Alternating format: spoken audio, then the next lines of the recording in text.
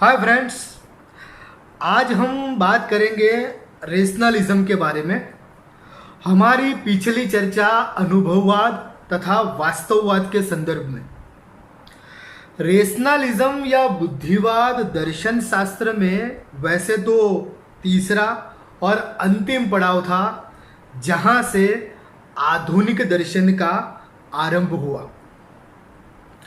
Renee Descartes को आधुनिक दर्शन शास्त्र के पिता माना जाता है तथा स्पिनोजा एवं लाइबनिज भी इसी बुद्धिवादी दौर के विचारकों के रूप में पहचाने जाते हैं। हम ऐसा कह सकते हैं कि बुद्धिवाद या रेशनलिज्म ही दर्शन शास्त्र के ऐतिहासिक विकास का अंतिम बिंदु, केंद्र बिंदु या कहें सार है। हम कह सकते हैं कि रेशनलिज्म ही फिलॉसफी है, बुद्धिवाद ही दर्शन है।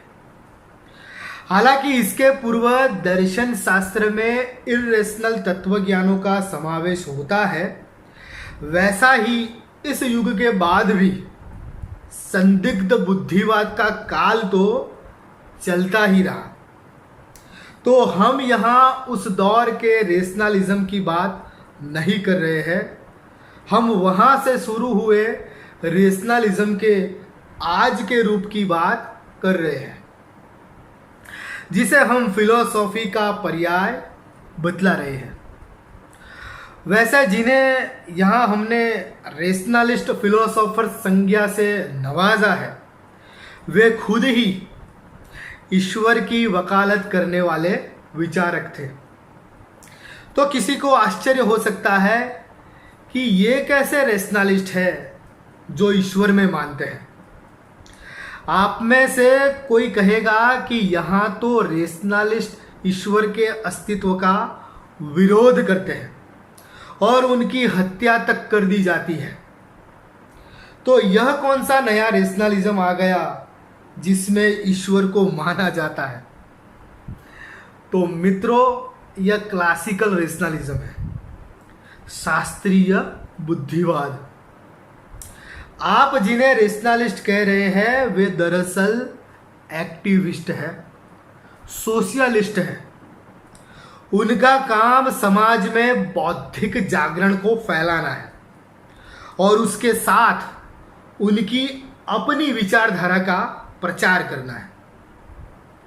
जबकि हम जिसकी बात कर रहे हैं यह सैद्धांतिक या शास्त्रीय बुद्धिवाद है। यह रेशनलिज्म का ठोस वैचारिक स्वरूप है। यहाँ रेशनलिज्म भी एम्पिरिसिज्म तथा रियलिज्म तथा अन्य सिद्धांतों एवं वादों की तरह समझाया जाता है। यह सीखने का विषय है, शिक्षा हमारा विषय है। उस रेशनल विचार का कैसा उपयोग करना, कहाँ उपयोग करना, यह सब अलग अलग बातें हैं। यहाँ हम दर्शन शास्त्र के आधुनिक रूप बुद्धिवाद का उद्भव, उसका विकास, उसका संदिग्ध स्वरूप तथा उसका आज का रूप समझेंगे। यहाँ रेशनलिस्ट फिलोसॉफी के बारे में बात की जाती है, जो कि समय समय पर विकसित होती रही विचारधारा है। आज रेशनलिज्म में सभी उचित सवालों के सही उत्तर उपलब्ध हैं।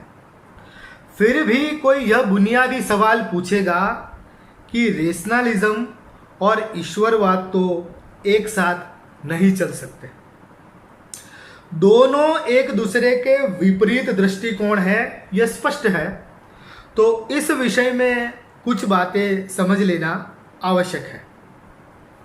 सबसे पहली बात तो यह है कि ईश्वरवाद या ईश्वर के बारे में विचार करना एक बौद्धिक प्रवृत्ति है, यह आप समझ लीजिए। मनुष्य के अतिरिक्त किसी अन्य सजीव या पशु को ईश्वर के बारे में विचार नहीं आया, लेकिन मनुष्य ने ईश्वर की कल्पना की। ऐसा इसलिए हुआ क्योंकि मनुष्य के पास जो विशेष बुद्धि है उसमें से ही ऐसे संकुल विचार पैदा हो सकते हैं। ईश्वर के अस्तित्व की कल्पना करना, जगत है तो उसका सर्जक भी होगा, ऐसा विचार करना, यह विशेषता किसी आम प्राणी में नहीं है। लेकिन मनुष्य चूंकि विचारशील है, उसमें बुद्धि है, इसलिए उसने ईश्वर के विषय में सोचा। तो जब दर्शन शास्त्र के संदर्भ में हम रेशनलिज्म को समझेंगे तो ईश्वरवाद भी बुद्धिवाद का ही एक आदिम, प्राचीन, अविकसित रूप है, यह समझना होगा। यह विचार के विकास की प्रक्रिया का एक पड़ाव या आयाम था। ईश्वर के बारे में विचार का मन में आना यह अपने आप में एक बौद्धिकता का विषय है। यहाँ ईश्वर के होने और ना होने का महत्व नहीं है। यहाँ ईश्वर को इसलिए महत्व दिया जाता है क्योंकि यह एक विचार है जो हम सब मनुष्यों में पैदा हुआ था कभी। न्यूरोसाइंस भी इस कुदरती विचार के कारणों का एक वैज्ञानिक अर्थ स्पष्ट कर रहा है, लेकिन यहाँ हम उस विषय में जाना नहीं चाहते। ईश्वर है इसलिए बुद्धिवादी दार्शनिकों के लिए महत्वपूर्ण नहीं है, बल्कि ईश्वर भी एक विचार है, इसलिए यह रेशनलिस्ट फिलोसोफरों के रस का विषय रहा है। देकार्त का प्रसिद्ध सूत्र है, मैं सोचता हूं इसलिए मैं हूं। ठीक उसी तर्ज पर मैं सोचता हूं कि ईश्वर है इसलिए ईश्वर है। तो रेशनलिज्म की फिलॉसफी में सवाल आत्मा या ईश्वर के अस्तित्व का नहीं है, वो विचार में है, इसलिए हमें उसके बारे में स्पष्ट रूप से सोचना है। यह महत्वपूर्ण बात समझ लें। दूसरी बात, क्या आप जानते हैं कि पिछली सदी के मशहूर वैज्ञानिक और विश्व प्रसिद्ध व्यक्ति आइंस्टीन भी ईश्वर में मानते थे? जी हाँ, लेकिन उनकी कल्पना का ईश्वर यहूदियों का, हिंदुओं का, ईसाइयों का या मुसलमानों का नहीं है। उन्हें दार्शनिक स्पिनोजा का ईश्वर मानने योग्य लगा था। स्पिनोजा का ईश्वर भक्तों की प्रार्थना सुनने वाला या मंदिरों में रहने वाला नहीं है। वह एक तत्व है जो मनुष्य के लिए किसी काम का नहीं, वह एक विचार है बस। कार्ल सैगन जैसे ब्रह्मांड विज्ञानी भी कहते हैं कि ईश्वर शब्द से अगर आपका अर्थ कुदरत के नियम है तो हाँ, ईश्वर है, लेकिन गुरुत्वाकर्षण का नियम हमारी प्रार्थना सुनकर हमें नीचे से ऊपर की ओर नहीं ले जाएगा। तो ईश्वर शब्द सुनकर भड़के नहीं। यहां रेशनलिज्म की फिलॉसफी ईश्वर के साथ शुरू होती है। इस पर आगे भी बात करेंगे और इस विषय को समझने के लिए हम आपसे यह अनुरोध करते हैं कि इसी चैनल पर हमारा एक और वीडियो है जिसे अवश्य देख ले। उस वीडियो का नाम है आत्मा ईश्वर पुनर्जन्म। उस वीडियो की लिंक हम डिस्क्रिप्शन बॉक्स में रख रहे हैं, वहाँ से आप सीधे वीडियो पर जा सकते हैं। उस वीडियो को देखकर भी आपको समझ में आ जाएगा कि इन तीनों शब्दों से डरने की कोई ज़रूरत नहीं है। तीनों शब्दों के अनेक अर्थ निकाले जाते हैं और जब कोई विचारक या वैज्ञानिक ईश्वर की बात करता है तो उसका मतलब कुछ और होता है, तथा जब कोई धर्मगुरु या आध्यात्मिक व्यक्ति इन शब्दों का अर्थ निकालता है, तब उसका अर्थ कुछ और होता है। यहां सिर्फ इतना समझ लें कि ईश्वर का जन्म ही रेशनैलिटी से हुआ है, और इंसान में रेशनैलिटी ना होती तो ईश्वर के अस्तित्व का सवाल भी नहीं होता। आस्तिक ईश्वर को भले ही मानता हो और उसे पूजता हो, लेकिन नास्तिक ईश्वर चिंतन में निमग्न रहता है और उसे जानता है। ईश्वर के बारे में यहाँ इतना ही, और अब हम रेशनलिज्म को एम्पिरिसिज्म के परिप्रेक्ष्य में समझते हैं। पहले दोनों विचारों के भेद को संक्षेप में समझ लेते हैं। एम्पिरिसिज्म या अनुभववाद इंद्रियों द्वारा प्राप्त अनुभवों को सत्य ज्ञान मानता है, जबकि रेशनलिज्म या बुद्धिवाद उन अनुभवों का विश्लेषण करने वाली बुद्धि को सत्य ज्ञान का प्रमाण मानता है। बुद्धिवाद का मतलब ही है सत्य ज्ञान प्राप्ति हेतु बुद्धि या तर्क को ही एकमेव मुख्य साधन मानना। रेशनलिज्म का अर्थ है विवेकवाद, the age of reason, the age of enlightenment. जैसे कि हमने पहले कहा, उसके मुताबिक अनुभववादी जॉन लॉक कहते हैं कि जन्म के समय हमारा मन कोरा कागज, ट्यूबला रासा होता है और रिक्त होता है। तो यहाँ रेशनलिज्म में शुरुआती दौर में माना गया है कि कुछ जन्मजात विचार होते हैं जिन्हें इनेट आइडियाज कहा जाता है। जन्मजात विचार, जैसे कि हमने ईश्वर के बारे में बात की, ईश्वर की कल्पना मनुष्य के मन में अपने आप पैदा होती है, तो यह हुआ एक जन्मजात विचार। इसके अतिरिक्त भौतिक पदार्थ या जगत का अस्तित्व है, यह विचार भी हमें पहले से प्राप्त है। हमें पता है कि जगत है, यह भी एक जन्मजात विचार हुआ। इसके अलावा कई प्रकार के जन्मजात विचार होते हैं, जैसे कि हत्या करना पाप है, अनंतता के विषय में हमारे मन में एक अमूर्त कल्पना होती है, कार्य कारण का विचार, किसी वस्तु के होने का स्वतः प्रमाण आदि भी इस श्रृंखला में आएंगे, जिन्हें शुरुआती दौर के रेशनलिस्ट फिलोसोफर्स ने इनेट आइडियाज कहा है। तीसरा भेद अनुभववाद और बुद्धिवाद में यह है कि अनुभववादी मानता है कि मन निष्क्रिय, पैसिव होता है, और जब इंद्रियों द्वारा अनुभव होता है तब मन सक्रिय बनता है। जबकि बुद्धिवादी कहता है कि मन पहले से सक्रिय, एक्टिव ही होता है, और इस सक्रियता के कारण ही ज्ञान का उद्भव तथा विकास होता है।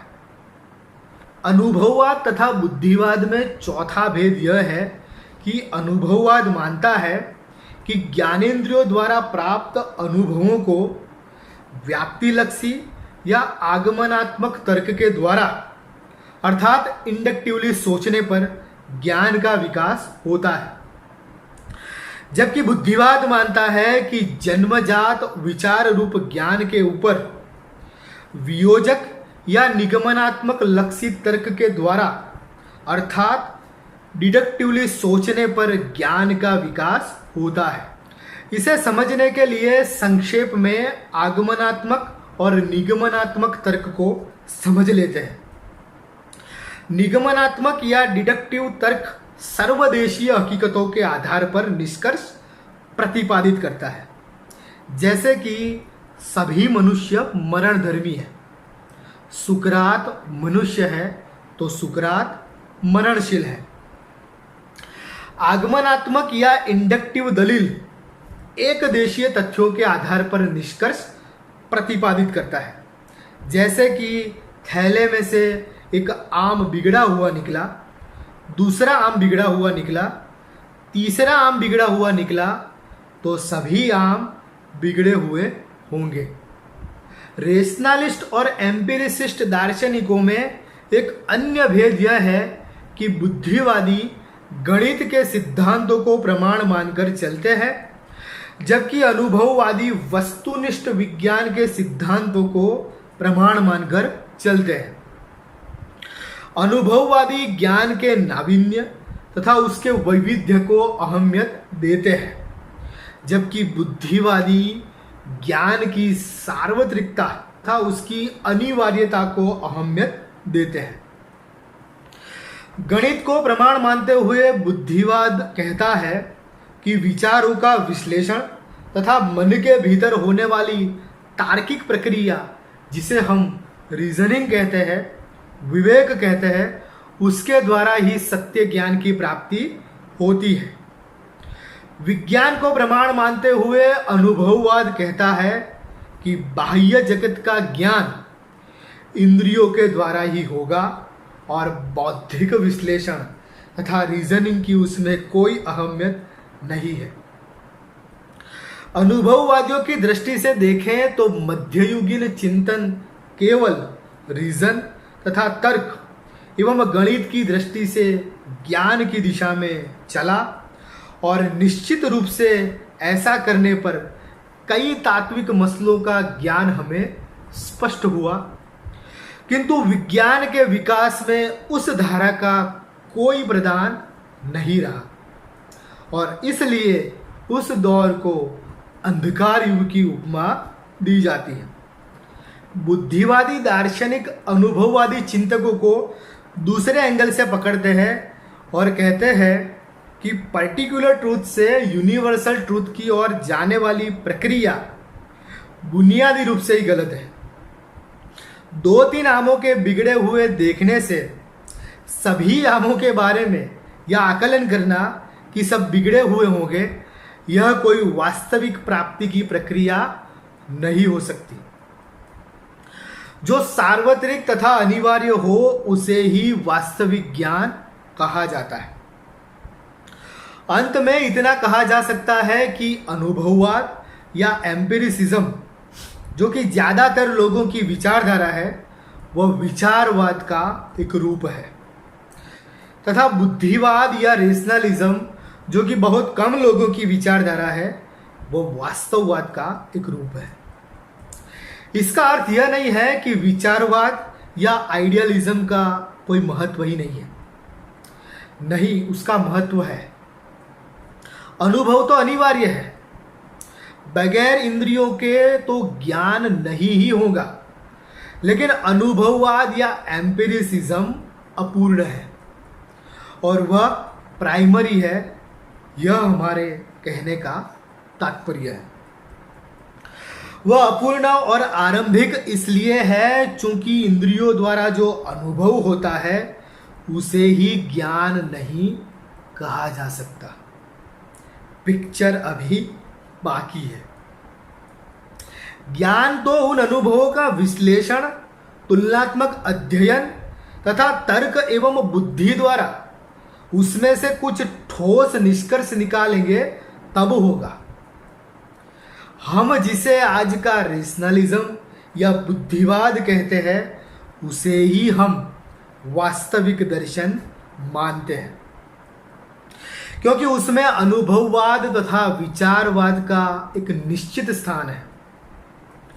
आइडियलिज्म में रियलिज्म का कोई स्थान दिखाई नहीं पड़ता, लेकिन रेशनलिज्म में एम्पिरिसिज्म भी समाहित ही है। अतः हम रेशनलिज्म को, बुद्धिवाद को तवज्जो देते हैं।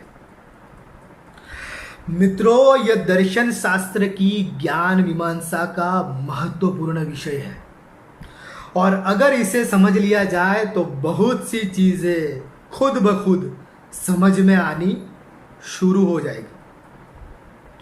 अब जबकि यह एपिस्टेमोलॉजी का विषय है तो महान जर्मन दार्शनिक इमैनुअल कैंट का स्मरण हो आता है। इस पूरी चर्चा को समझने के लिए हमें कांशियन एपिस्टेमोलॉजी को समझना जरूरी है। कांट कहते हैं percepts without concepts are blind and concepts without percepts are empty. अर्थात बिना तर्क, बुद्धि और रीजन तथा विवेक के केवल इंद्रियानुभूतियां अंधापन है और बिना ऐन्द्रिक अनुभव का ज्ञान खालीपन है। तो इंद्रिय प्रत्यक्ष ना हो ऐसी चीजों की रेशनलिज्म में बात नहीं की गई है, यह समझें। और इंद्रिय अनुभव के आगे उसका तार्किक विश्लेषण भी आवश्यक है, यह बुद्धिवाद का कहना है, इसे भी समझें। बुद्धिवाद का अर्थ है बुद्धि को ज्ञान प्राप्ति का एकमेव साधन मानना। रीजन और तर्क तथा विवेक के द्वारा सत्य ज्ञान प्राप्त होता है। इस दृढ़ मत को रेशनलिज्म कहते हैं। इसके साथ रेशनलिज्म की स्पष्ट व्याख्याओं के साथ हम इस विषय का यहाँ अंत करते हैं। इन व्याख्याओं में कहीं पर भी अनुभववाद का विरोध नहीं आता। यह अनुभववाद के बाद की प्रक्रिया का वर्णन करता है। बुद्धिवाद एक ऐसी मान्यता या ऐसा सिद्धांत है जो कहता है कि हमारे मत एवं हमारी क्रियाएं धार्मिक मान्यताओं तथा भावात्मक प्रतिक्रियाओं पर नहीं वरन विवेक तथा ज्ञान पर आधारित होने चाहिए। विवेक का युग या प्रबोध काल अर्थात रेशनलिज्म यूरोप में शुरू हुआ जब 17वीं और 18वीं शताब्दी में हुए वैज्ञानिकों एवं दार्शनिकों ने स्वयं को रेशनलिस्ट संज्ञा से परिभाषित किया। बुद्धिवाद या रेशनलिज्म एक ऐसी मान्यता है जिसमें कहा गया है कि मानव जीव सत्य को उपलब्ध होता है विवेक से, ना कि अतीतकालीन प्रमाणों, धार्मिक आस्था और अंतःस्फुरणा से।